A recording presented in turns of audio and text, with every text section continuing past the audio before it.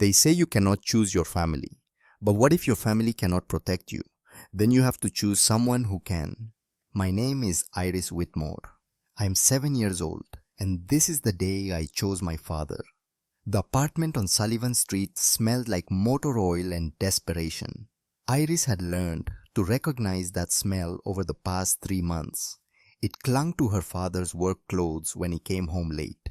It lingered in the kitchen, where bills piled higher each week. It settled into the threadbare couch, where Caleb Whitmore sat, now his head in his hands, while 3 men stood over him like shadows waiting to swallow the light. The afternoon sun cut through the dirty window in sharp angles. Dust particles danced in the beams. Iris watched them from her hiding spot behind the bedroom door, her tiny fingers wrapped around the doorframe. She had mastered the art of being quiet, being still, making herself invisible when dangerous men came calling. But she had not yet learned how to stop being afraid. $80,000, Caleb. The voice belonged to a man with slicked back hair and a scar that ran from his temple to his jaw. Iris did not know his name, but she knew he worked for someone called Silas Vaughn. She knew because she listened. Because listening kept you alive when you were small and the world was full of people who could hurt you. I only borrowed 25. Caleb's voice cracked. For Angela's treatments, you said 6 months. You said reasonable interest. Interest is whatever I say it is. The scarred man circled Caleb like a predator studying prey. You've had your 6 months. Now you pay, or we take collateral. I don't have anything left to give. Oh, I think you do. The scarred man's eyes moved toward the bedroom door, toward Iris. Time fractured into sharp-edged moments. The man's hand reaching into his jacket, Caleb lunging forward with a father's desperate strength. The sound of fists meeting flesh, once, twice, 3 times. Her father's body, crumpling to the floor, blood spreading across his lower lip like a dark flower blooming. Next week, Caleb, 80,000, or we take the girl. The girl, not Iris, not even a name, just a thing to be taken. A piece of collateral in a game she had not asked to play. The men left. The door slammed. Silence filled the apartment like water filling lungs. Iris emerged from her hiding place. Her legs felt wooden and unsteady. She knelt beside her father. Blood dripped from his mouth onto the stained carpet. "Daddy!" Caleb's eyes opened. They were brown like hers, kind eyes that had forgotten how to hope. "I'm sorry, Iris girl. I'm so sorry." She wanted to tell him it was okay, that everything would be fine. That was what daughters were supposed to say to fathers who were breaking apart. But Iris Whitmore had learned something important when her mother died 2 years ago in a hospital bed that smelled like antiseptic and endings. She understood that sometimes sorry was not enough. Sometimes you needed action. "I have to go out for a bit, Daddy." "No, stay inside. Lock the door." But Iris was already moving, already planning, already choosing. Because in that moment, watching her father's blood seep into carpet fibers that would never come clean, Iris Whitmore made a decision that would change both their lives forever. She chose not to be a victim. She chose to find a protector. She chose Dominic Wolfe. Boston's North End breathed differently in late afternoon. The streets narrowed like arteries carrying people and secrets through neighborhoods where everyone knew everyone and strangers stood out like blood on snow. Iris ran through those streets with a purpose that surprised her. Fear still lived in her chest, a wild thing beating wings against her ribs. But beneath the fear lay something harder. Something that felt like the metal her father shaped in his shop. Something that would not bend.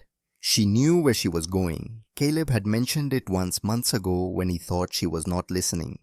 Dominic Wolfe runs the North End. Dangerous man, dangerous business. But he has rules. He protects the neighborhood, especially the kids. Iris did not know what those rules were. Did not know if they would apply to a 7-year-old girl with tangled hair and sneakers held together with duct tape. But she knew one thing with absolute certainty: she had no other options. Behind her voices, male voices, angry voices. There the Whitmore kid, Iris's heart became a drum. She ran faster, her backpack bouncing against her spine. 6 blocks. That was how far the cafe was. The place where Dominic Wolfe conducted his business. 6 blocks through streets that suddenly felt endless. Her lungs burned. Her legs screamed. But Iris Whitmore had discovered how to push through pain. You learned that when you watched your mother waste away.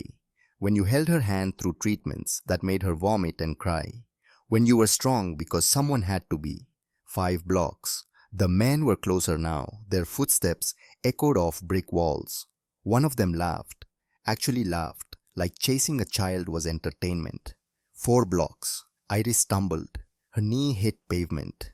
Pain exploded up her leg. Get up, her mind screamed. Get up or they take you. They take you, and Daddy never sees you again.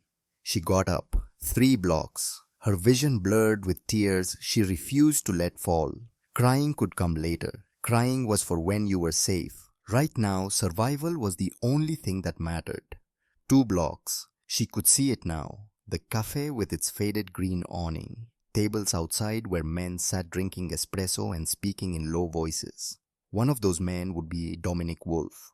Had to be. 1 block. The hand grabbed her shoulder. Iris spun, instinct taking over. She bit down on the nearest finger. Tasted blood. Heard a man curse. His grip loosened just enough. She ran. The cafe entrance loomed. Iris burst through it like a drowning swimmer breaking the surface. The bell above the door chimed. Conversations stopped. Every eye turned toward her. And there at the corner table sat a man who radiated the kind of power that made other men step aside. Dominic Wolfe. He was older than her father, maybe 55. Salt and pepper hair cut short, a scar over his left eyebrow that looked like someone had tried to split his face open and failed. Wore a dark suit that probably cost more than 3 months of Caleb's rent. His eyes were winter sky gray, cold, the color of storms that promised snow and nothing else. Those eyes locked onto Iris. Time slowed. The men chasing her crashed through the cafe door. 2 of them, breathing hard, looking around wildly until they spotted her. There you are, you little. Iris ran, not away from them, toward Dominic Wolfe. She grabbed the front of his expensive suit with both hands. Her fingers, small and dirty and trembling, clutched the fabric like it was the only solid thing in a world that had turned to quicksand.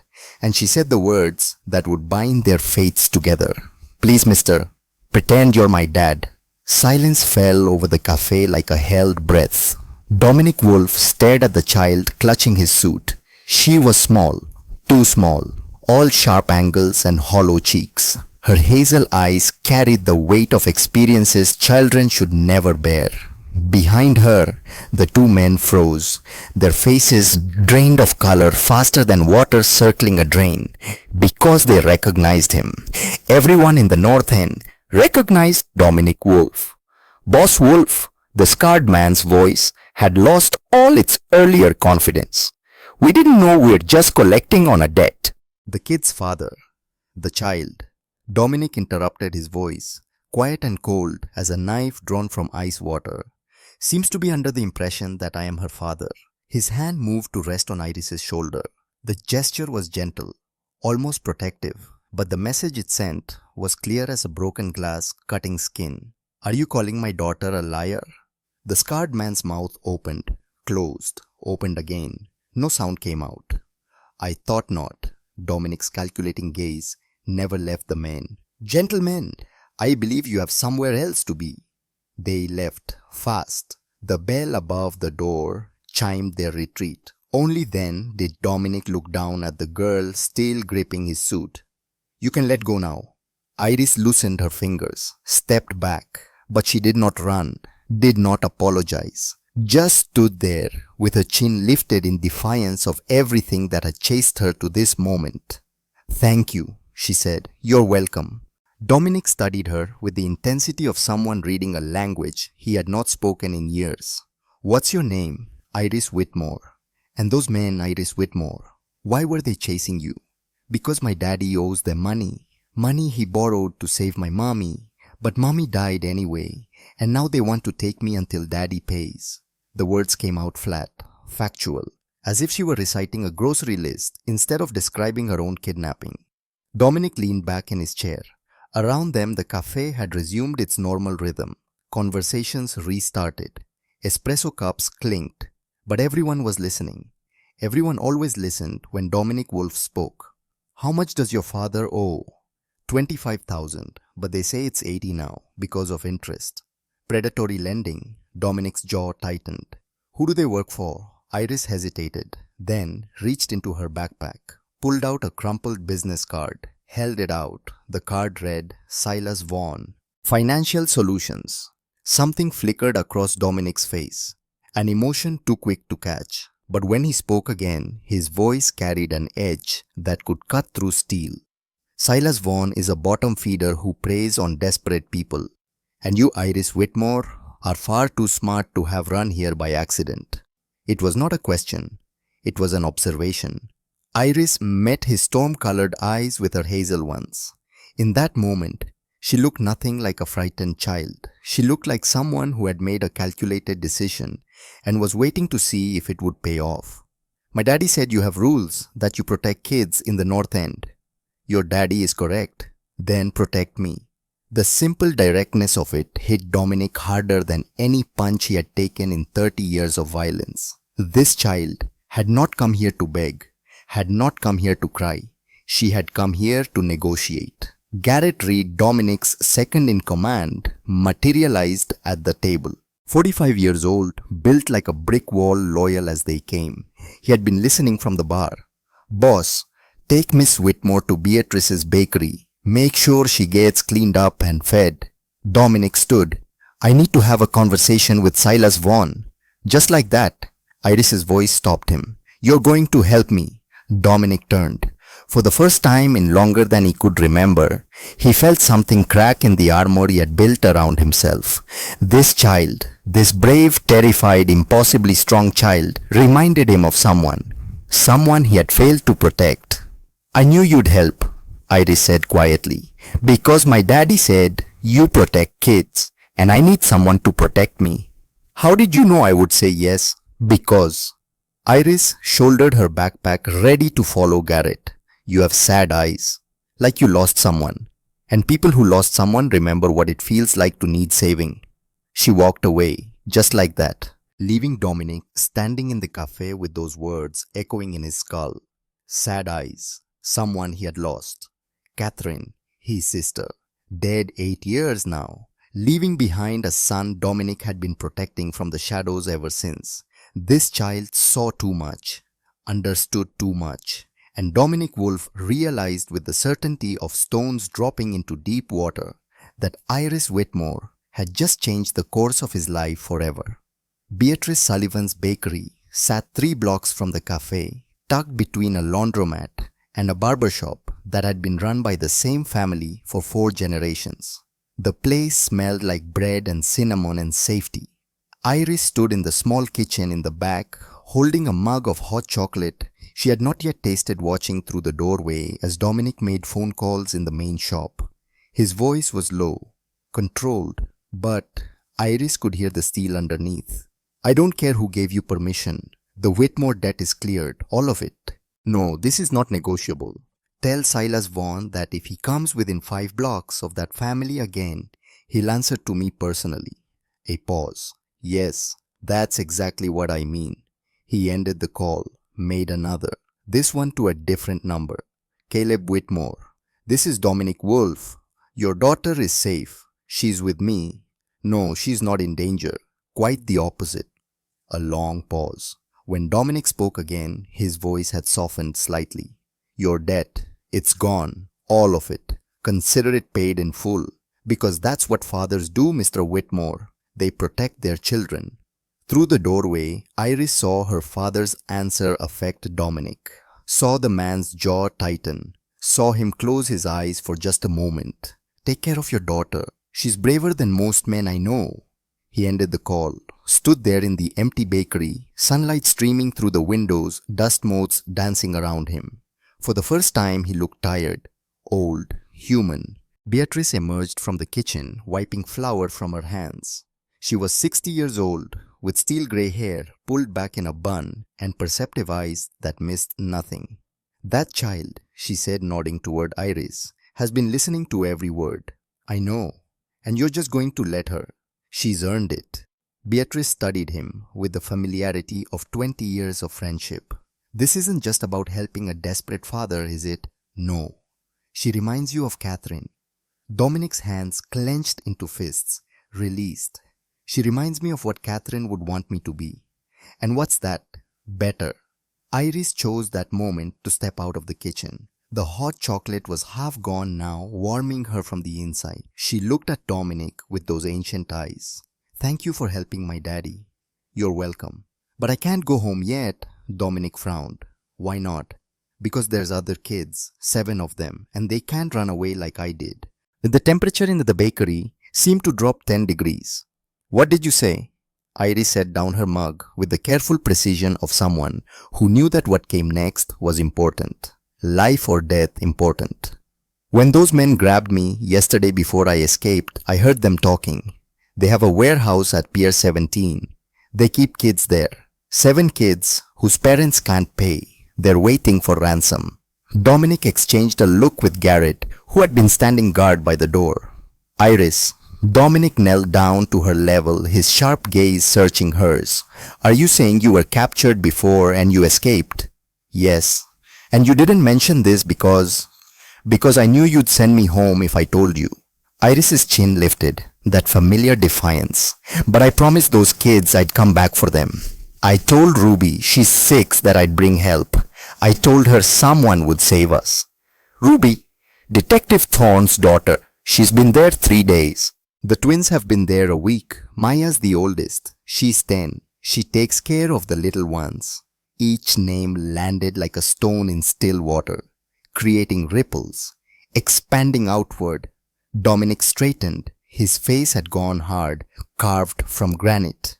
"You know their names." "I listened. I always listen." Iris took a breath. "My mommy told me before she died that listening can save your life. So I listened. I learned their names. I learned the guards' schedules. I learned where the exits are." "How long were you there?" 4 hours. "They grabbed me from the park near school, put me in a van, took me to the warehouse. But the guard got drunk, started playing cards. I climbed out a window." She said it so matter-of-factly, as if escaping kidnappers was a normal afternoon activity. "And then you ran here, to me." "I ran here to you." Dominic was silent for a long moment. When he spoke, his voice carried something Iris could not quite name. Respect maybe, or recognition. The acknowledgement of one survivor seeing another. "Iris Whitmore, you are either the bravest child I have ever met or the most reckless. Can't I be both?" Despite everything, the danger, the implications, the weight of what she had just revealed, Dominic almost smiled. "Yes, I suppose you can." Beatrice crossed her arms. "So what now, Dominic? You can't just storm a warehouse."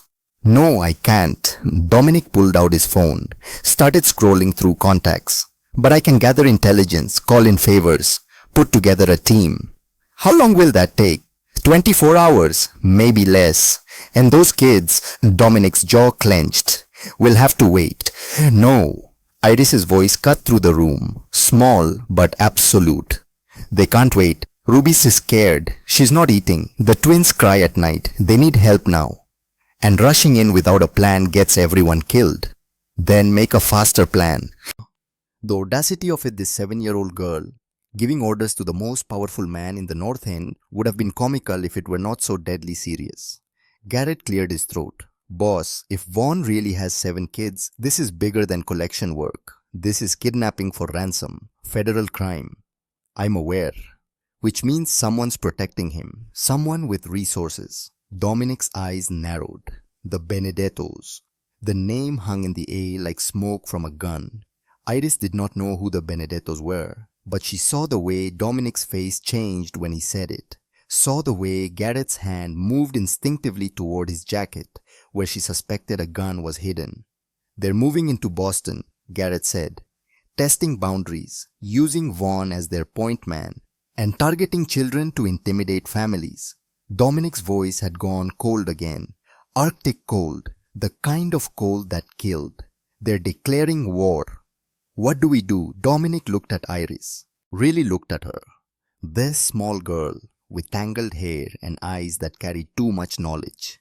This child who had run through 6 blocks of hostile streets to find him, who had escaped kidnappers and promised 7 other children that help was coming. We get those kids out. Iris's face transformed. Hope bloomed there like flowers pushing through concrete. Really, Way, really. Wenpei, tonight. Beatrice sucked in a breath. Dominic, that's not enough time. I know. You'll be going in without proper reconnaissance, without backup, without... I know. Dominic's phone buzzed. He glanced at the screen. His entire body went rigid. The color drained from his face. Garrett saw it. Boss. Dominic held up the phone. On the screen was a photograph. 7 children in metal containers. Chains visible. Fear etched on every small face. And beneath the photo a message. Come alone. Midnight. Pier 17. Or they all die. But it was the second photo that made the world stop spinning. A boy.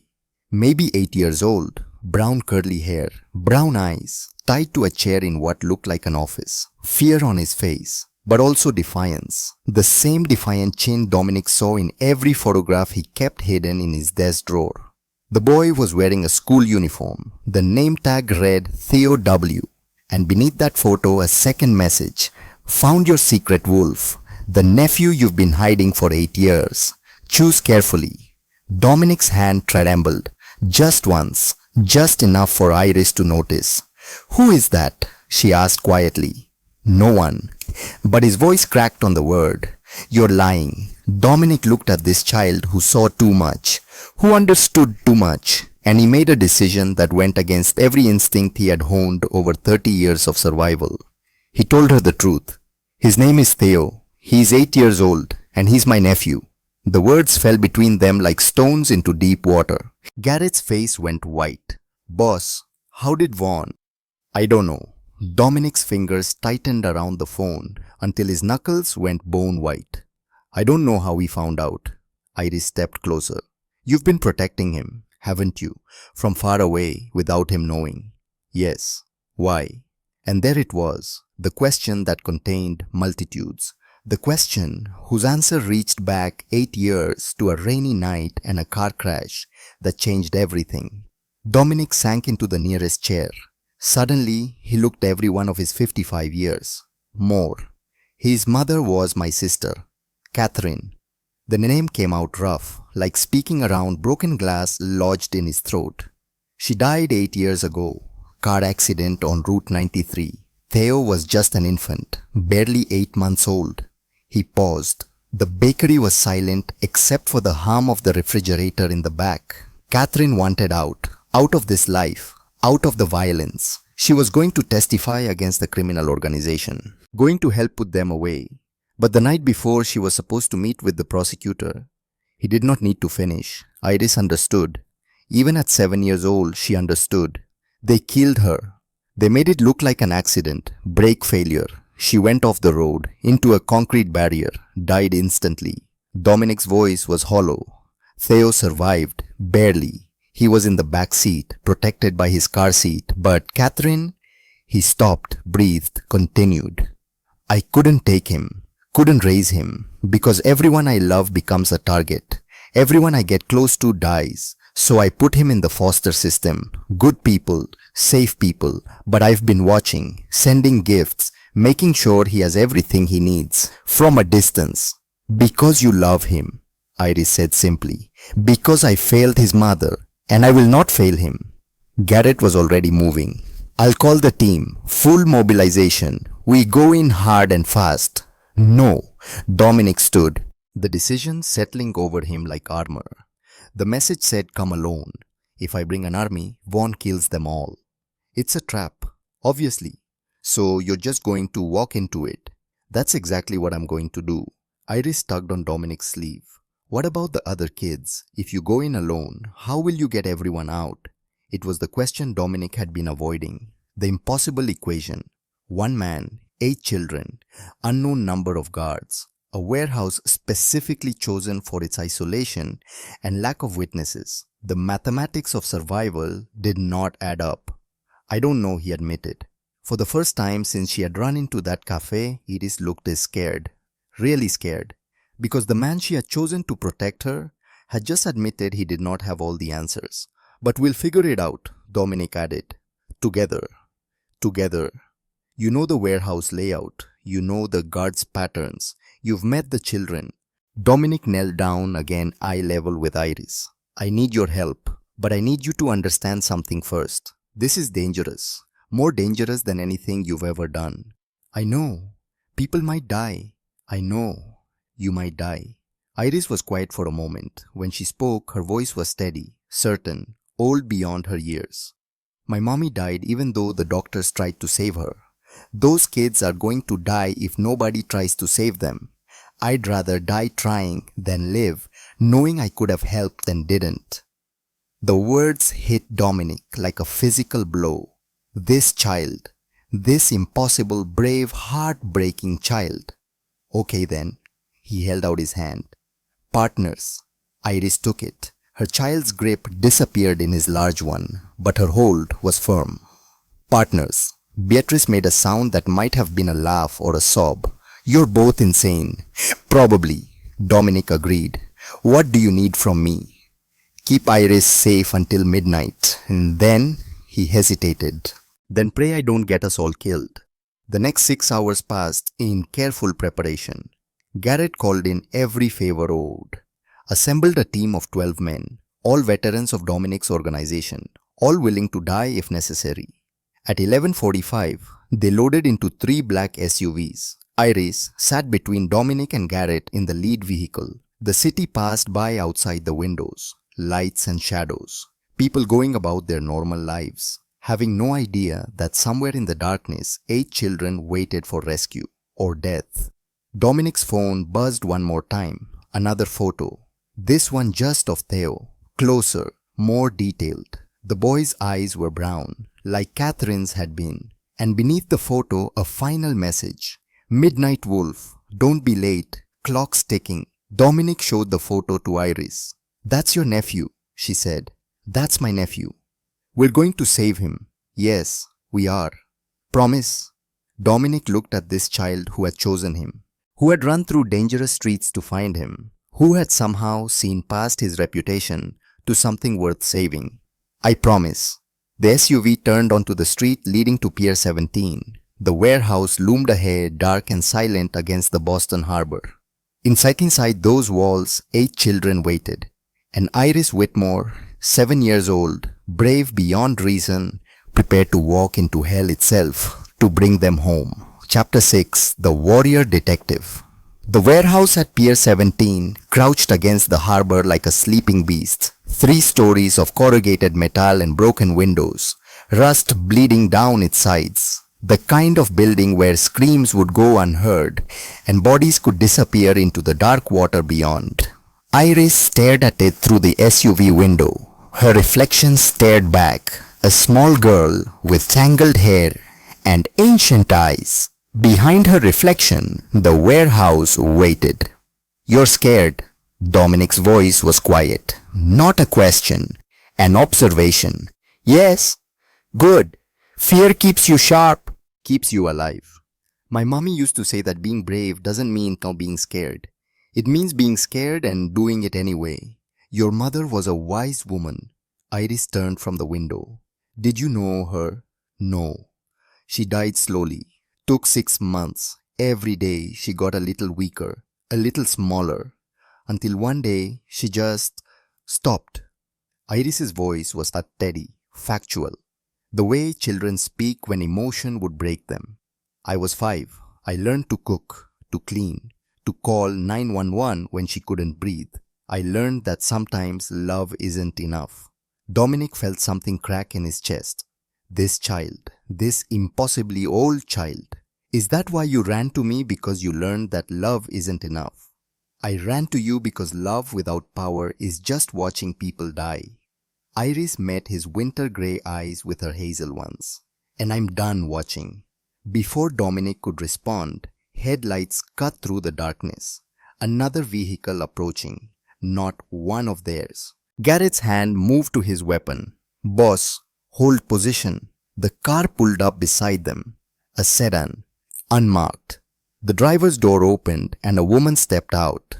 Margaret Thorne looked like she had not slept in 3 days. Her auburn hair was pulled back tight enough to hurt. Her detective's shield gleamed on her belt, but it was her eyes that told the real story. Red-rimmed, haunted, the eyes of a mother whose child was missing. She walked straight to Dominic's window. He rolled it down. Detective? Wolf. Her voice was raw. I'm coming in with you. We discussed this. You stay with Team Alpha. Ruby is my daughter. My only daughter. I'm not staying outside while strangers bring her home. If you come in, you're compromised. Your career. I don't give a damn about my career. The words exploded out of her. Then quieter, broken. Please. She's 6 years old. She's afraid of the dark. She sleeps with a stuffed rabbit named Melpeter Whiskers. She needs her mother. Iris opened the car door, stepped out before anyone could stop her. Margaret looked down at her, confusion crossing her exhausted features. You're the Whitmore girl, Iris, and you're Ruby's mom. How do you... I met Ruby when I was in the warehouse. She told me about you, about how you read her stories every night, about how you make pancakes shaped like hearts on Sundays. Iris took Margaret's hand, the gesture so simple, so human. She's brave like you. She takes care of the littler kids. She tells them stories so they don't cry. Margaret's knees buckled. She caught herself against the car, tears streaming down her face now. Is she okay? Is she hurt? She's scared, but she's okay. I promised her I'd come back. I promised I'd bring help. Iris squeezed Margaret's hand. And I always keep my promises. Margaret knelt down, pulled Iris into a hug so tight it hurt. The detective's body shook with silent sobs. Thank you. Thank you for being there for her. You don't have to thank me. That's what people do. They help each other. When Margaret finally pulled back, something had changed in her face. The desperation was still there, but now it was tempered with purpose, forged into something harder. What do you need me to do? Dominic had watched the entire exchange, had seen how naturally Iris connected with this broken mother, how easily she offered comfort while carrying her own fear. You stay with Iris. You don't let her out of your sight. If things go wrong, you get her out first. What about the children? Garrett's team will extract them, but Iris is your primary responsibility. Margaret looked at Iris, then back to Dominic. Understanding passed between them. He was giving her a purpose, a focal point for all that maternal instinct that had nowhere to go. I won't let anything happen to her.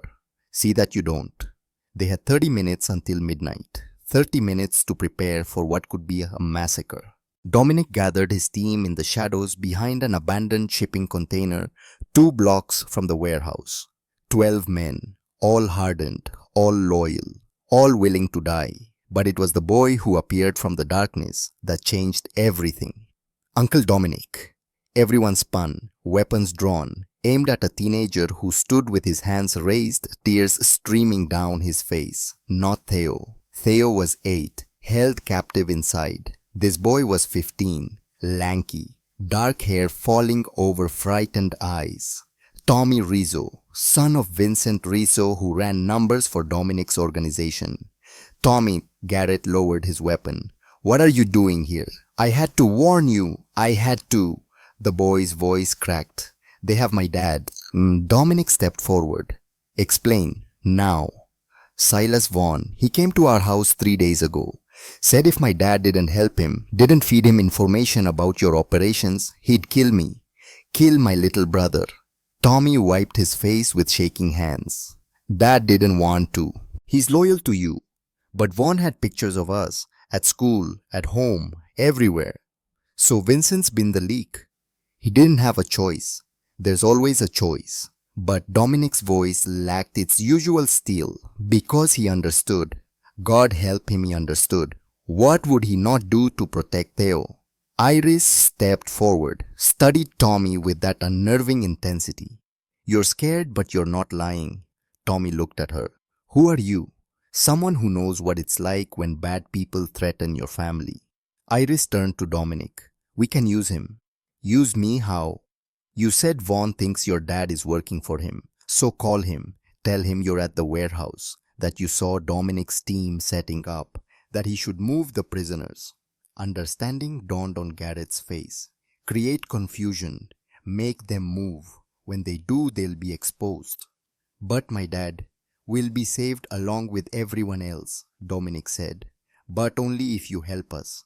Tommy's hands were still shaking, but he nodded, pulled out his phone. What do I say exactly? Iris stepped closer. Tell him you followed us, that there's 3 teams, more than they expected, that they should move the kids to the boat dock instead. There's no boat dock. I know, but they don't know that we know that, so they'll waste time arguing, reorganizing. It'll give us the opening we need. Everyone stared at this 7-year-old girl who was out thinking career criminals. Dominic almost smiled.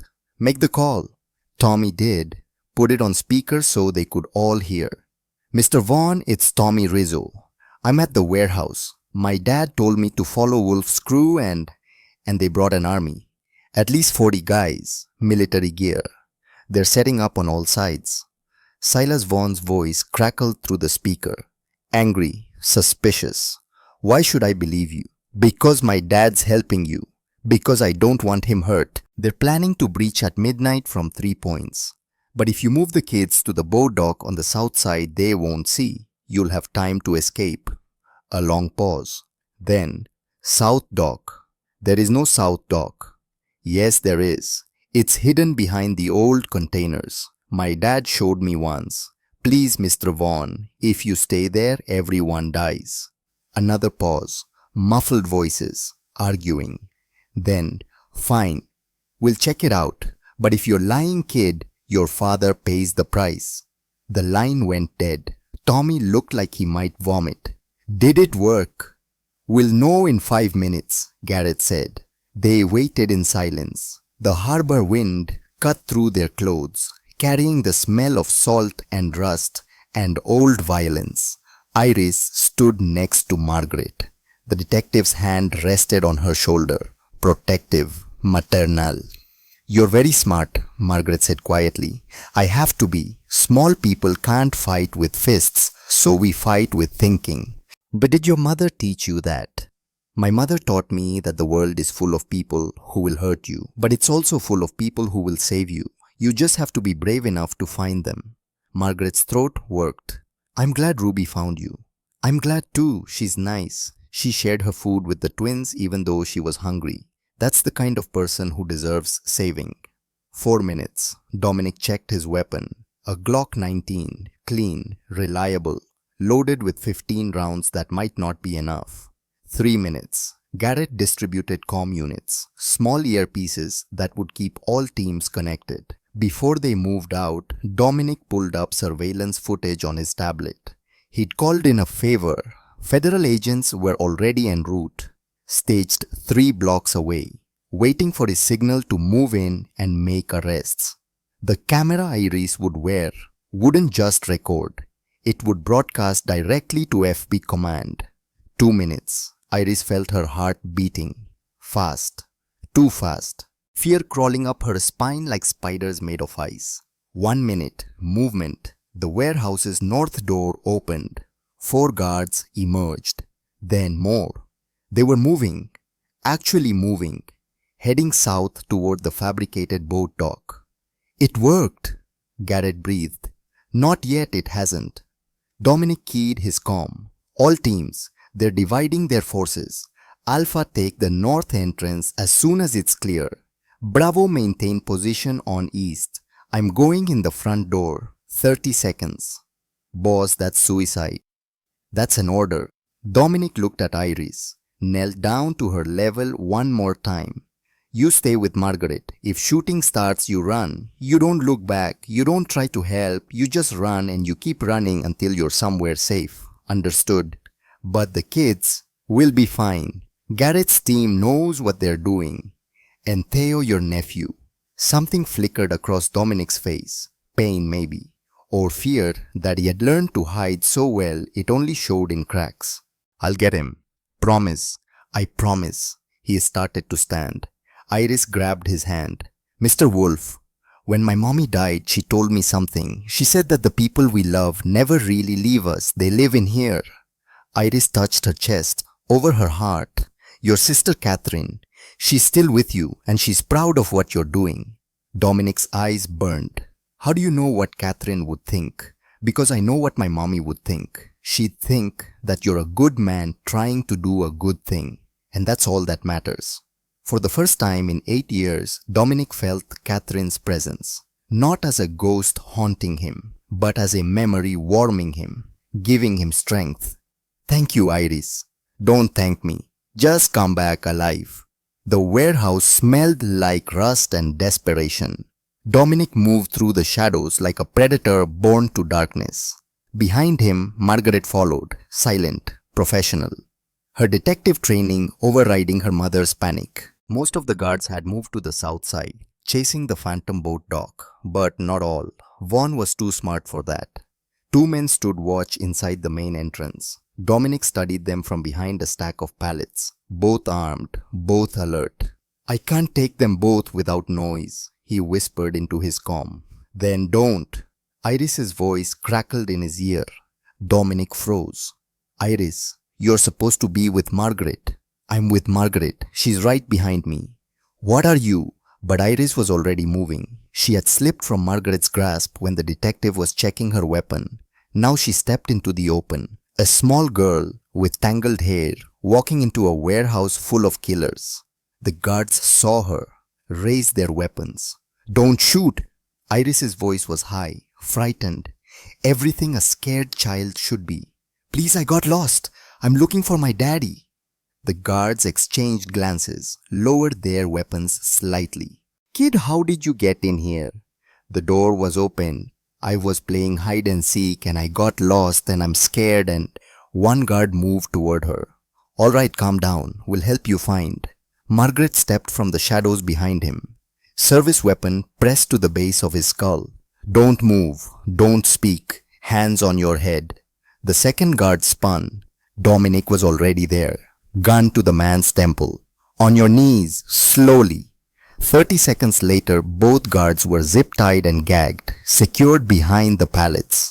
Dominic grabbed Iris's shoulder. "What did I tell you about staying safe?" "You told me to run if shooting started. Nobody's shooting." "That's not..." "It worked, didn't it?" Margaret actually smiled. "She's got you there." Dominic wanted to be angry, wanted to lecture this child about the dangers of what she had just done, but there was no time. "Stay close, stay quiet, stay alive." They moved deeper into the warehouse. The containers were arranged in rows. Metal boxes that had once held cargo, now they held children. Iris led them to the 3rd row. 5th container. She knew. She remembered. Inside 7 children huddled together. Ruby saw them first, her small face pressed against the gap in the container doors. "Mommy!" Margaret's hand flew to her mouth. "Ruby, baby, yes, I'm here." "You came. You really came." "Of course I came. I'll always come for you." Dominic worked on the lock. It was heavy, industrial, meant to keep containers secure during shipping, not meant to keep children prisoner. "I don't have the key," he muttered. "Then shoot it." The noise, a sound from above, footsteps on the metal catwalk that ran along the warehouse's 2nd level. They all froze. A voice cut through the darkness. Smooth, cultured, wrong in every way. Well, Dominic Wolf, right on time." A spotlight blazed to life, blinding. Dominic threw his arm up to shield his eyes. When his vision cleared, he saw them. Silas Vaughn stood on the catwalk, flanked by 6 guards, all armed, all aimed at Dominic. And next to Vaughn, displayed on a large video screen that had been wheeled into position, was a man Dominic recognized, Marco Benedetto, the godfather of New York's most powerful crime family, the man who had killed his sister. "Hello, Dominic," Marco said through the screen. His voice was pleasant, almost friendly. It's been a long time. Dominic's gun rose, aimed at Vaughn. Let the children go. Now why would I do that? They're the only reason you're here. Marco leaned forward, his face filling the screen. Did you think I wouldn't find out about the boy? About Catherine's son I've known for years. Just been waiting for the right moment to use that information. Catherine had nothing to do with your operations. Catherine was going to testify against me. She was going to put me in prison for the rest of my life. So I made sure she never got the chance. The words hung in the air like poison gas. Iris, hidden in the shadows with Margaret, felt the change in Dominic, felt his rage building like a wave about to break. You killed her. You killed my sister. I ended a threat. That's what leaders do. Marco smiled. No warmth. All teeth. And now I'm ending another threat. You. Silas Vaughn raised his hand. Guards tensed. This was it. The moment where everyone died. And then Iris did something that no one expected. She stepped into the light. Stop. Every weapon turned toward her. Margaret lunged. Iris, no. But Iris stood her ground. Small, brave, impossible. You want to kill him? Kill Metawolf, fine. But let the kids go first. They didn't do anything wrong. Silas laughed. And who are you, little girl? I'm Iris Whitmore. I'm 7 years old. And I'm not afraid of you. She was lying. She was terrified. But her voice did not shake. Brave child. But bravery won't save you now. Not bravery. Just truth. Iris took a step forward. My mommy died. She got sick and the medicine didn't work and she died. But before she died, she told me something. She said that hurting people who can't fight back doesn't make you strong. It makes you a coward. The warehouse went silent. Marco Benedetto, watching through the screen, leaned forward, studying this child with interest. Dominic, where did you find this one? She found me. Fascinating. Marco's smile widened. Tell me, little girl, would you die for these other children? Yes. Why? Because they're kids, and kids deserve to be protected, even from monsters like you. For a moment, just a moment, something flickered across Marco's face. Surprise maybe, or respect. Then it was gone. Kill them all. Silas raised his weapon. Dominic bought to shield Iris. Margaret pulled Ruby's container door, trying desperately to break the lock. And then the world exploded into chaos. The first shot came from above. Not from Vaughn's men, from Garrett. He had climbed to the warehouse's third level, positioned himself behind an air conditioning unit. And when Vaughn gave the order to kill, Garrett did what he did best. He eliminated the threat. The bullet caught Vaughn in the shoulder, spun him around. His weapon clattered to the catwalk. Now! Dominic screamed into his comm. Alpha team breached the north entrance. Bravo crashed through the east. The warehouse filled with the sound of boots on concrete. Weapons being racked. Orders shouted. But Vaughn's men were already firing. Dominic grabbed Iris, pulled her behind a container. Margaret threw herself over Ruby's prison, using her body as a shield. Bullets ricocheted off metal, sparked in the darkness. The children inside the container screamed. Garrett, Dominic shouted into his comm. Get those kids out. Working on it, boss. Garrett rappelled down from the third level, hit the ground running, reached the first container, pulled out a set of bolt cutters, started working on the lock. On the video screen, Marco Benedetto watched it all with cold satisfaction. You think you've won, Dominic. You think saving these children matters. I have armies. I have resources. I have patience. You've won a battle, but I'll win the war. Dominic rose from cover, fired 3 shots, each one precise, each one dropping a guard. The war's over, Marco. You're finished. Am I? Look around you. Your men are outnumbered, outgunned. And even if you survive tonight, I'll come for the boy. I'll come for Catherine's son. I'll make sure he suffers the way she suffered. Something in Dominic snapped. He started moving toward the catwalk, toward Vaughn, toward the screen that showed Marco's face. Boss, wait. Garrett's voice in his comm. It's a trap. But Dominic was beyond hearing, beyond reason. 8 years of grief and guilt and rage propelling him forward. Iris saw it happening, saw the darkness taking him. No! She broke from cover, ran after Dominic. Mr. Wolf, stop! Bullets chewed up the concrete around her. Margaret screamed. Garrett abandoned the lock he was working on and sprinted to intercept her. But it was Dominic who reached her first. He tackled Iris, covered her body with his, felt a bullet meant for her tear through his shoulder instead. The pain was white hot, blinding. But he held on. Stay down. You're hurt. I'm fine. Blood soaked through his jacket, dripped onto the floor. He was not fine. Margaret appeared, dragged them both behind a concrete pillar. You're hit. How bad? Through and through, I'll live. On the catwalk, Silas Vaughn had recovered, was speaking urgently into his phone. They're here, all of them, send everyone, send. Garrett's second shot took him in the leg. Vaughn went down, screaming. All teams! Garrett's voice cut through the chaos. Containers! Now get those kids out. Alpha team reached the first container. Blew the lock with a shaped charge. The door swung open. 2 children stumbled out, 6 years old. Twins, Emma and Ella. They saw men with guns and screamed, but then they saw Iris. Iris, you came back. Iris pulled away from Dominic, ran to them despite Margaret's protests, wrapped them both in a hug. I promised, didn't I? I always keep my promises. More containers opening, more children emerging, blinking in the harsh light, terrified, traumatized, but alive. Ruby saw her mother and ran. Margaret caught her, held her so tight it hurt, both of them crying.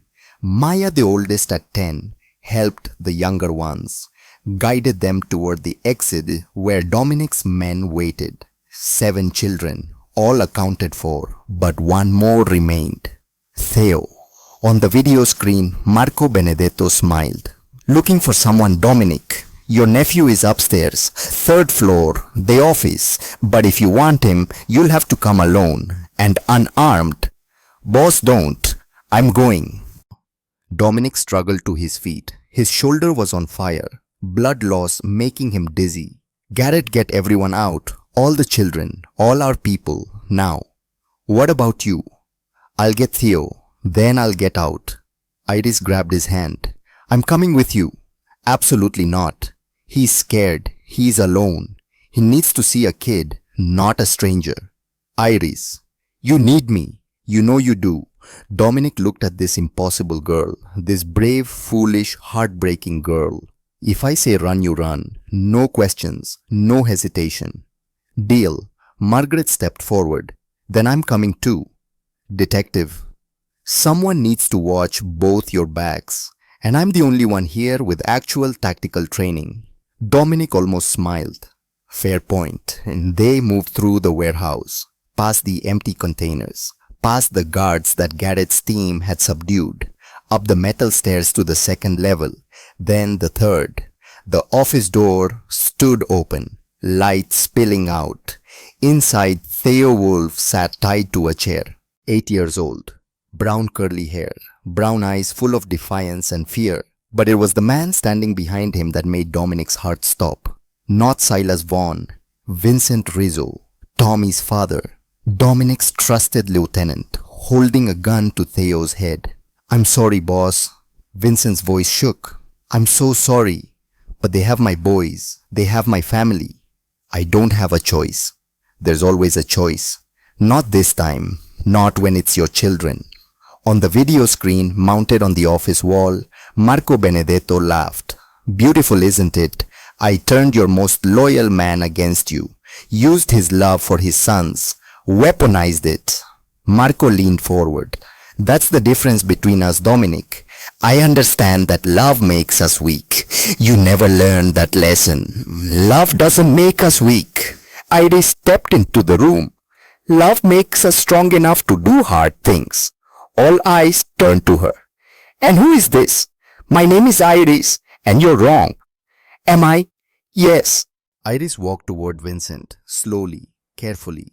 Mr. Rizzo doesn't want to hurt anyone. He's scared. He's trying to protect his kids. That's not weakness. That's the strongest thing in the world. She stopped in front of Vincent, looked up at him with those hazel eyes that saw too much. Tommy came to help us. Did you know that your son, he warned us. He made the phone call that saved all those kids. Because you taught him to be brave. You taught him to help people, even when it's hard. Vincent's hand trembled. Tommy, he's outside, waiting for you. He knows you didn't want to betray Mr. Wolf. He knows you were trying to protect him. But Vaughn lied. That's what bad people do. They lie. But you're not a bad person, Mr. Rizzo. You're a dad, and dads protect their kids, not hurt other people's kids. The gun lowered, just an inch, but enough. Margaret moved, fast, professional, disarmed Vincent in 3 smooth motions, had him on the ground, hands secured. Dominic lunged for Theo, cut the ropes, pulled the boy into his arms, and for the first time in 8 years, uncle and nephew held each other. But Theo pulled back, confusion on his young face. Who are you? Dominic's world tilted. Theo, it's me. It's Uncle Dominic. I don't have an uncle. The words hit like bullets. You do. I'm your mother's brother. Catherine was my sister. Mom's dead. She died when I was a baby. I know. And I've been watching over you ever since. The gifts, the money for school, the college fund. That was all me. Theo's eyes widened. You're the one who, yes. But why didn't you ever come? Why didn't you ever tell me? Because I was trying to keep you safe. Everyone I love becomes a target. So you loved me from far away. Yes. Tears filled Theo's eyes. That's the saddest thing I've ever heard. And then he hugged Dominic, fierce and tight and real. Thank you for the gifts. Thank you for watching. Thank you for coming. On the screen, Marco Benedetto's face twisted with rage. This isn't over, Wolf. I'll come for all of you. The screen went dark. Garrett's voice crackled through the comm. Boss, we've got federal agents incoming. They monitored everything through Iris's camera. They're moving to arrest Benedetto in New York right now. We need to move. Time to go. Dominic stood, still holding Theo. Everyone out. Vincent looked up from the floor. Boss, I'm sorry. I'm so sorry. Dominic knelt down.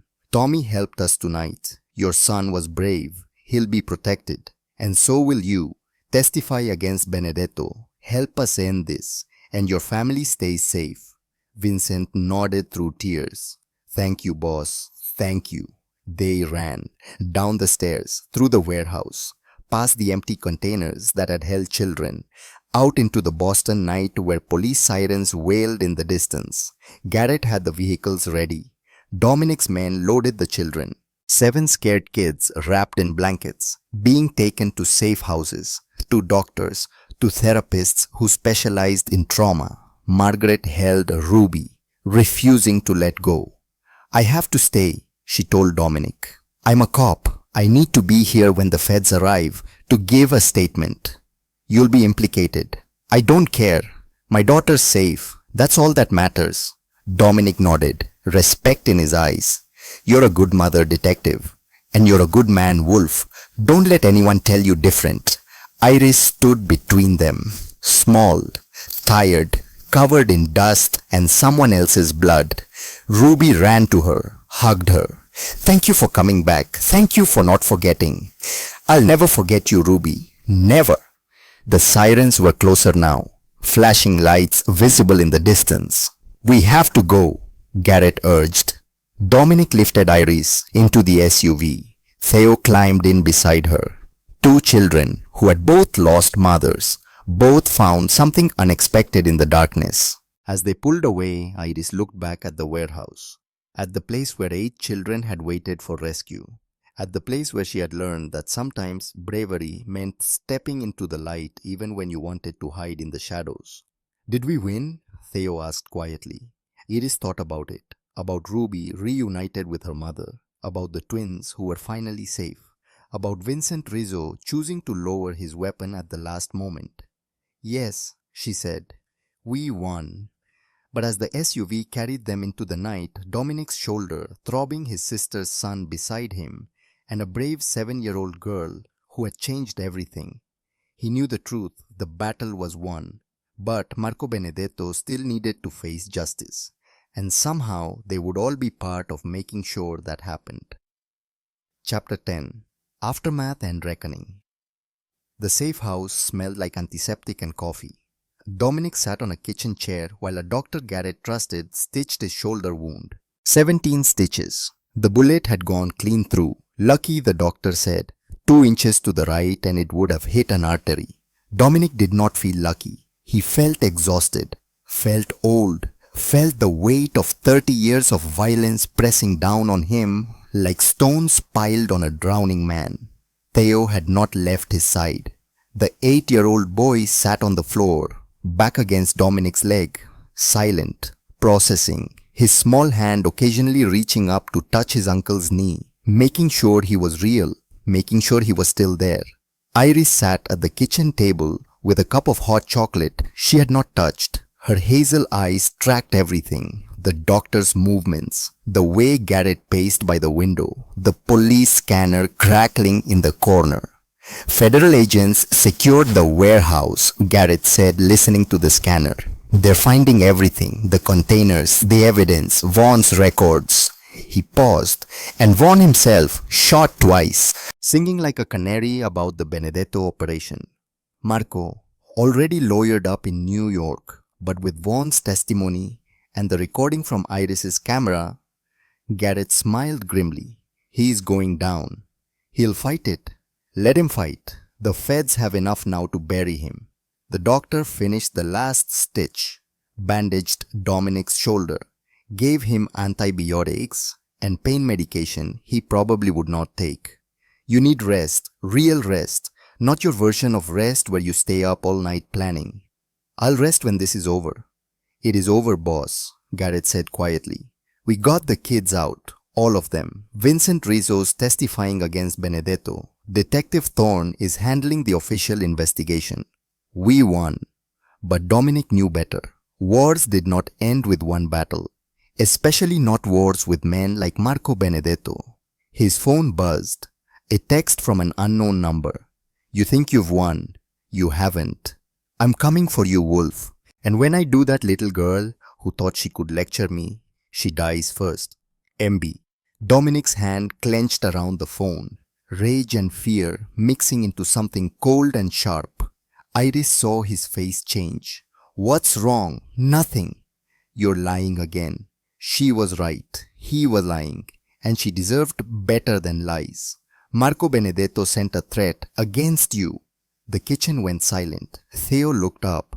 Who's Marco Benedetto? A very bad man, Iris said simply. The man who killed your mommy. Theo's face crumpled. He killed my mom. Dominic pulled the boy into his lap, careful of his injured shoulder. Yes, 8 years ago, in a car accident that wasn't an accident. Why? Because your mother was going to tell the police about bad things he was doing, and he couldn't let that happen. So he murdered her. The word hung in the air. Murder. Not an accident. Not tragedy. Murder. Yes. Theo was silent for a long moment. When he spoke, his voice was small but steady. Are you going to kill him? Dominic thought about it, about how easy it would be, how satisfying, how Catherine deserved that justice. But then he looked at Iris, at this 7-year-old girl who had told Marco Benedetto that hurting people did not make you strong, who had talked Vincent Rizzo down from killing by appealing to his love for his sons. No, Dominic said. I'm going to let the law handle him. But what if the law doesn't work? What if he gets away? Then we'll deal with it, together, as a family. Theo looked up. We're a family, if you want to be. What about my foster parents, the Hendersons? They've been taking care of me. They're good people, and they love you, but they also know who I am now, and they agreed that you should be with me if you want to be. Tears filled Theo's eyes. I want to be with you. I have always wanted to be with you, even before I knew who you were, even when you were just the person sending me gifts. Dominic felt something break and heal simultaneously in his chest. This boy, Catherine's boy. Then you're with me, for as long as you want. Iris smiled, small but genuine. See, families can be made, not just born. Garrett's phone rang. He answered, listened. His face went pale. Boss, we have a problem. The problem was Caleb Whitmore. Iris's father had been taken from his apartment 2 hours ago. 4 men, wearing masks, driving a black van with no plates. They left a note on his kitchen table. We have the mechanic. If you want him alive, bring the girl. Pier 23, 1 hour. Come alone or he dies screaming. MB Iris stood in front of the note, reading it over and over. Her young hands clenched into fists. He took my daddy. Yes, because of me. Because Marco Benedetto is a coward who hurts innocent people. I have to go. Iris turned to Dominic. I have to trade myself for daddy. Absolutely not. No. Dominic knelt down. Eye level. Listen to me very carefully, Iris. Men like Benedetto don't honor deals. If you go there, he kills both of you. That's not rescue. That's suicide. Then what do? Garrett cleared his throat. We go in hard, full team, overwhelming force, and risk Caleb's life. It's already at risk.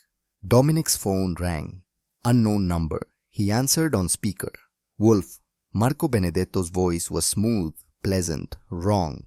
I have something that belongs to you. In the background, a man's scream. Caleb. Iris lunged for the phone. Daddy. Ah, the little girl. The one with so much to say about strength and cowardice. Marco's voice turned cold. Let me teach you a lesson about power. Real power. The kind that doesn't care about morality or mercy. Another scream. Iris was shaking. Stop hurting him, please. Come to Pier 23. 1 hour. Alone. Or I start removing pieces of your father, starting with his fingers. The line went dead. Iris collapsed. Dominic caught her, held her while she shook with silent sobs. I can't let him die. I can't. He's my daddy. He won't die. I promise. How can you promise that? Because. Dominic gently wiped tears from her face. You taught me something important. You taught me that being brave means doing the right thing even when it's hard. And the right thing is not trading your life for his. The right thing is being smarter than our enemies. But we only have an hour. Then we better move fast. Garrett was already on his phone, calling in every available man, every favor owed, every resource at their disposal. Theo touched Iris's arm. We'll get him back. Uncle Dominic always keeps his promises. Does he? He kept his promise to my mom. Even after she died, he watched over me for 8 years, sent me gifts, made sure I was okay. He'll do the same for your dad. Iris looked at Dominic, really looked at him. This man who had lost his sister, who had spent 8 years protecting a nephew from the shadows, who had taken a scared little girl seriously when everyone else would have dismissed her. Okay, she said. What's the plan? Pier 23 was smaller than Pier 17, more isolated, no warehouses, just a concrete dock jutting into Boston Harbor, the perfect place for a murder. Marco Benedetto had chosen well. Dominic studied the location from 3 blocks away through military-grade binoculars. 4 men visible on the dock. Caleb Whitmore tied to a chair in the center, bloodied, beaten, but alive. I don't see Benedetto, Garrett muttered. He's there, watching from somewhere safe. The yacht, Iris pointed. 100 yards offshore, a luxury yacht sat at anchor, lights blazing. That's where he is. How do you know? Because that's where I'd be if I was a coward who liked to watch but not get dirty. Despite everything, Dominic almost smiled. You're right. So how do we get to him? We don't. Not yet. First we get your father. Garrett had assembled a team of 8, all former military, all loyal to Dominic, all willing to die if necessary. But it was Iris who had the idea that changed everything. They're expecting you, she said. They're expecting violence. They're expecting grown-ups with guns. And so give them something they're not expecting. Give them me. No. Wait. Garrett held up a hand. Let her finish. Iris took a breath, organized her thoughts the way her mother had taught her. Start with the problem, then the solution, then the steps. Problem. They have my daddy. If we attack, they kill him before we can save him. Correct. Solution. I walk in, I trade myself for daddy, but I don't actually trade myself. I don't follow. You put a wire on me, a camera. I go in talking, I stall. I make Benedetto come out from the yacht because he'll want to gloat. He'll want to see me scared. And while I keep him busy, your team gets daddy out the back way. Silence. Then Garrett. That's actually not terrible. It's suicide, Dominic said flatly. It's a plan. Iris met his eyes, and it's the only one that doesn't get daddy killed. What about you? What happens when Benedetto realizes what we're doing? You'll get to me before that happens. And if I don't, Iris was quiet for a moment, then I'll be brave and scared at the same time, just like mommy taught me. Dominic wanted to refuse, wanted to lock this child somewhere safe and handle this himself the way he had handled everything for 30 years. With violence, with certainty, with no regard for his own survival. But Iris had taught him something. She had taught him that sometimes the brave thing was not charging in. It was trusting others. It was letting people help. If I agree to this, and I'm not saying I am, you wear a vest, you follow my orders exactly. And the second I say, run, you run. Deal. 30 minutes later, Iris wore a bulletproof vest under her jacket. A tiny camera was pinned to her collar, an earpiece hidden under her hair, the feed broadcasting directly to FBI agents staged nearby. She looked impossibly small, impossibly young, impossibly brave. Remember, Dominic said, you stall, you talk, you keep Benedetto engaged, we'll handle the rest. I know. And Iris, yeah, your mother would be very proud of you. Tears filled her eyes. You think so? I know so. She nodded, wiped her face, became brave again, and walked toward the pier alone. The 4 men on the dock saw Iris approaching, raised their weapons. One spoke into a radio. Iris kept walking, small feet on concrete, each step an act of defiance against everything that wanted to stop her. She reached the dock. The men surrounded her. I'm here, she said, her voice steady despite the fear crawling up her spine. Let my daddy go. One man grabbed her arm, rough, painful. Not so fast, kid. Boss wants to see you first. They dragged her to where Caleb sat tied to the chair. His face was swollen, blood crusted on his lips, but when he saw Iris, his eyes filled with horror. Iris baby, no, you shouldn't be here. I couldn't let them hurt you, daddy. They're going to hurt you worse. They're going to... A fist to Caleb's stomach silenced him. Iris lunged. Stop. Don't hurt him. Laughter from the yacht. Marco Benedetto's voice crackled over a loudspeaker. How touching. The little girl and her pathetic father. Tell me, child, do you still think love makes us strong? Iris looked toward the yacht, toward the lights and luxury and evil. Yes, even now, when your father is bleeding because of you, when you're about to die because of your choices. Especially now, more laughter. Then, bring her aboard. I want to talk to this brave little girl face to face. One of the men grabbed Iris, started pulling her toward a small motorboat. In her ear, Dominic's voice. We're moving. Garrett's team is approaching from the water. Hold on. But Marco was already descending from the yacht, taking a smaller boat, coming to the dock himself. He wanted to be close, wanted to see her fear. The motorboat reached the dock. Marco Benedetto stepped out. He was shorter than Iris expected, maybe 55 years old. Expensive suit, silver hair, soft hands that had never done violence themselves but had ordered plenty. He looked at Iris like someone examining an interesting insect. You're the girl who lectured me about strength. Yes, sir. Sir. He smiled. At least you have manners, unlike your protector, Dominic Wolf. Mr. Wolf is a good man. Mr. Wolf is a criminal, a killer, a Metan who has spent his entire life hurting people. He protects kids because he feels guilty about his sister. Catherine was weak. She chose conscience over survival, and it got her killed. Iris felt rage building in her chest. She wasn't weak. She was brave. Brave, Marco laughed. She was foolish. She could have lived. All she had to do was keep quiet. But no, she had to be noble, had to do the right thing. He leaned down, close to Iris's face. And where did that get her dead at 28, leaving behind a son, leaving behind a brother who spent 8 years drowning in guilt? At least she died being good. You'll die being remembered as a monster. The smile dropped from Marco's face. Foolish words for someone in your position. They're not foolish words, they're true words. Marco straightened, nodded to one of his men. Kill the father, let the girl watch. No. The man raised his gun, pointed it at Caleb's head.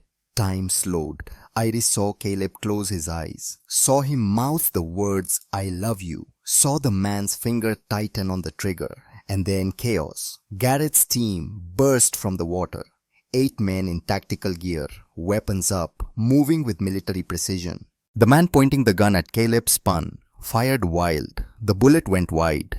Garrett put 2 rounds in his chest. Center mass. The man dropped. The other 3 guards returned fire.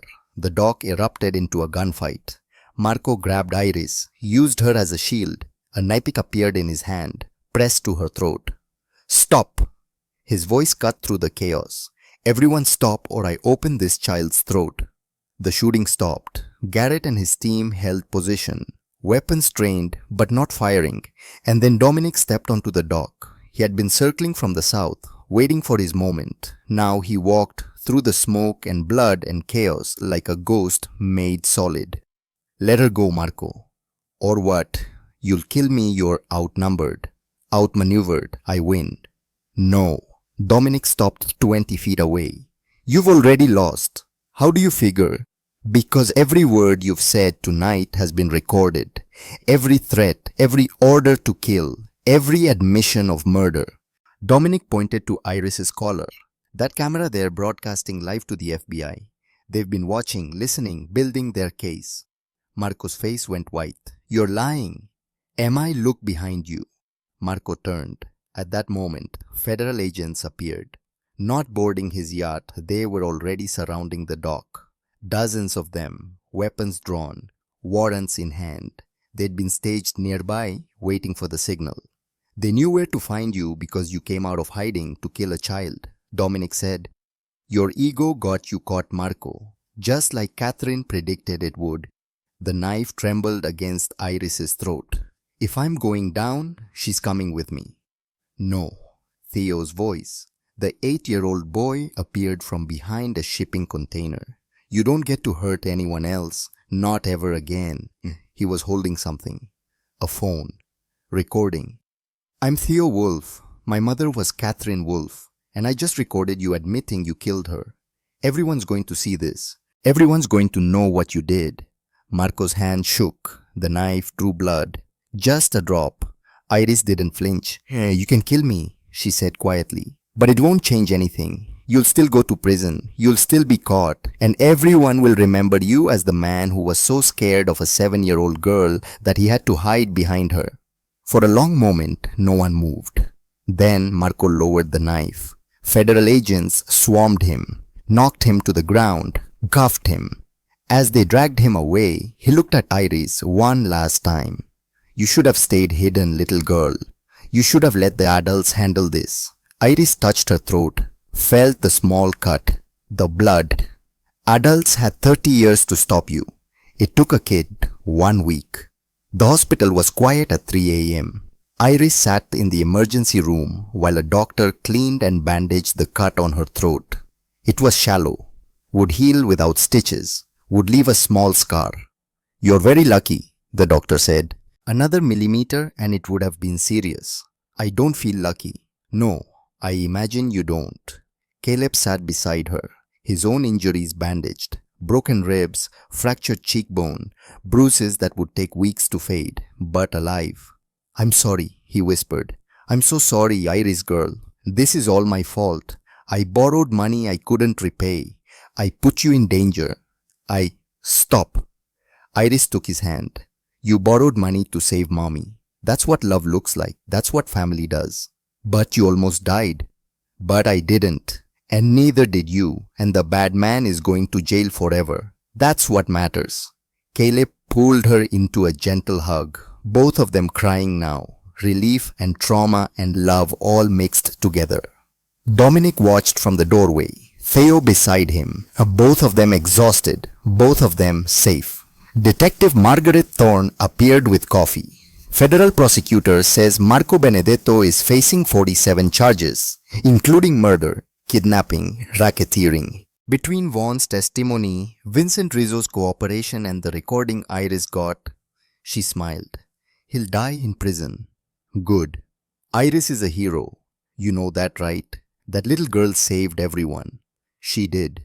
What happens now to her, to Theo? Dominic looked at the two children.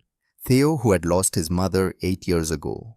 Iris, who had lost hers 2 years ago. Both of them brave, both of them broken, both of them healing. Now we become a family. 3 months later, Marco Benedetto stood before a federal judge in a Boston courtroom. The charges were read, 47 counts, murder, kidnapping, racketeering, extortion, conspiracy, witness tampering. The evidence was overwhelming. Vincent Rizzo testified for 3 days about the operation, about his blackmail, about how Dominic had given him a second chance.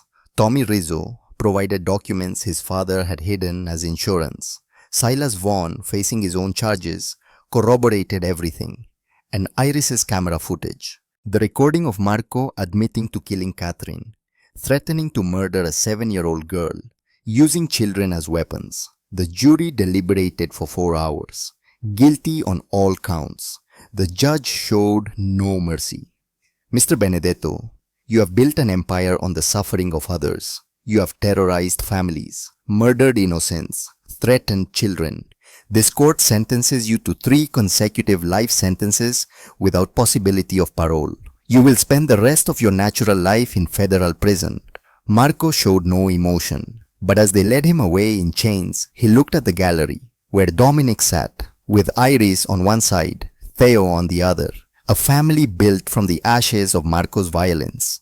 And for the first time, Marco Benedetto understood that he hadn't just lost, he had been defeated by something he could never understand. Love.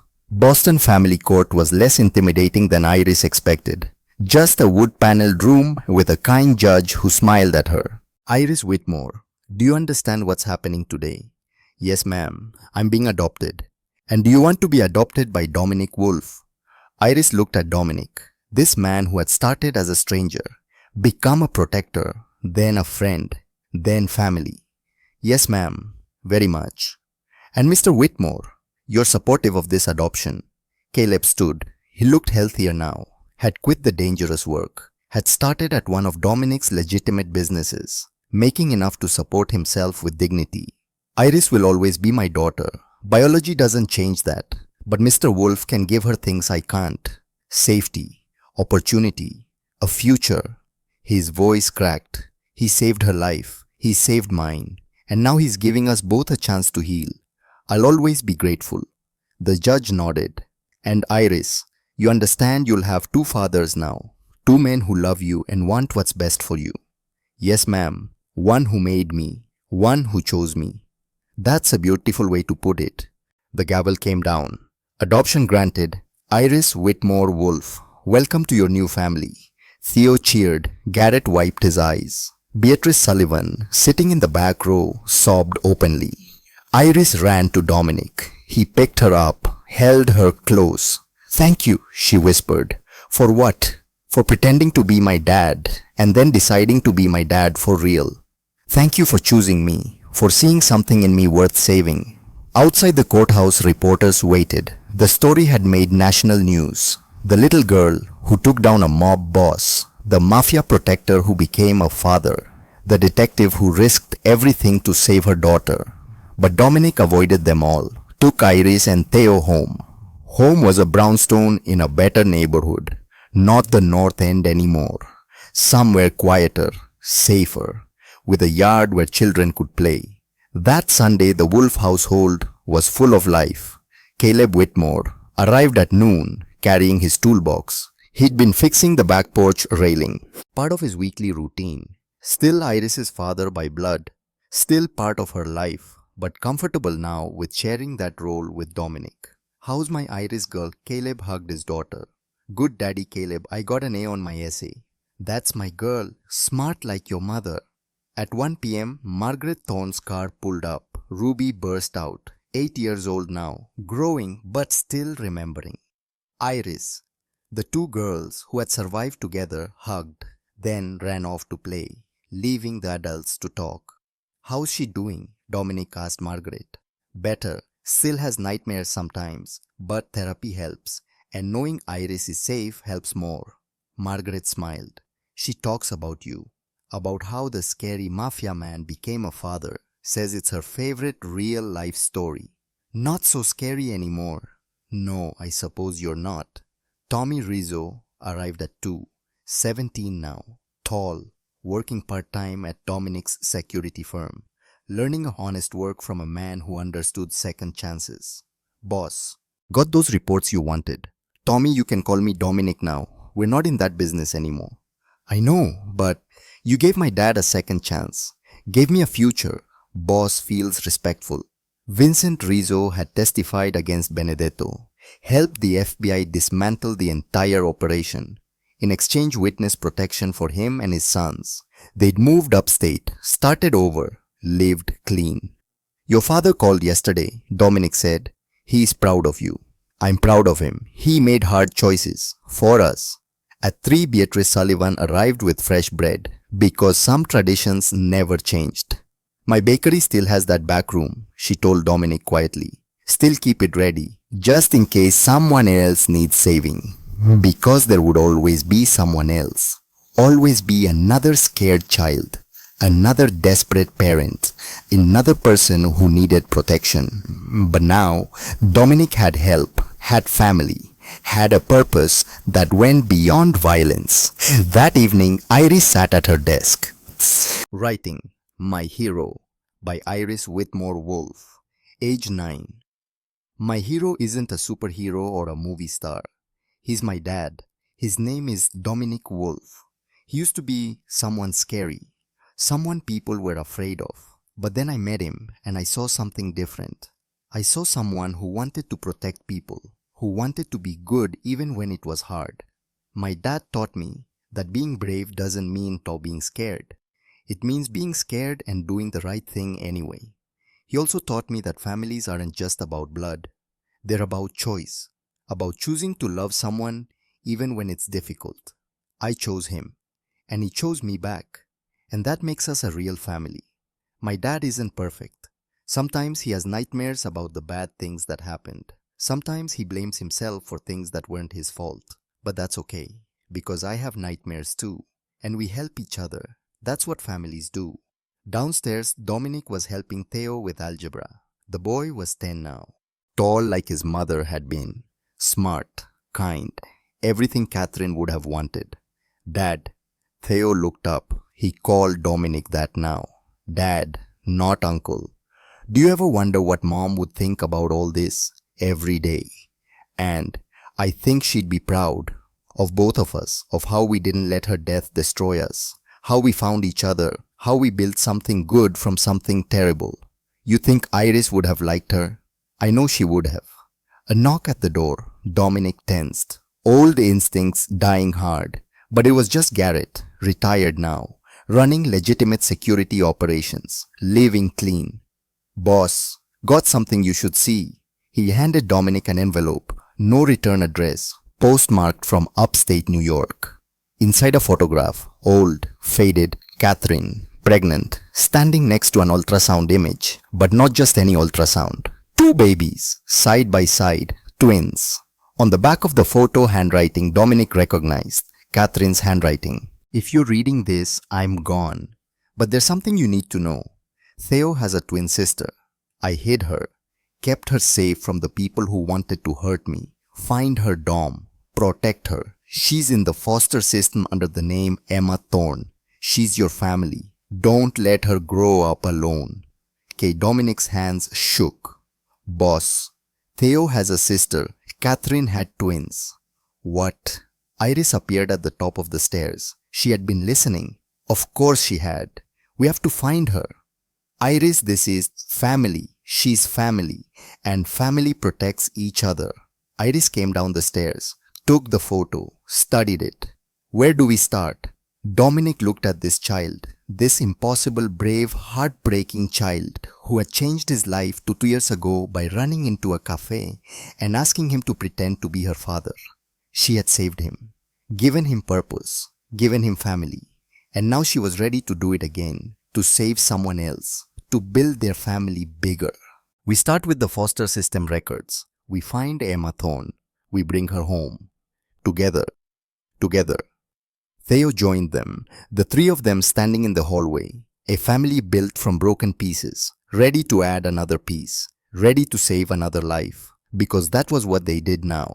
They were protectors, they were heroes, they were family, and they always kept their promises. That night, Iris stood in her room, looking at the photograph of Catherine, at the ultrasound showing two babies.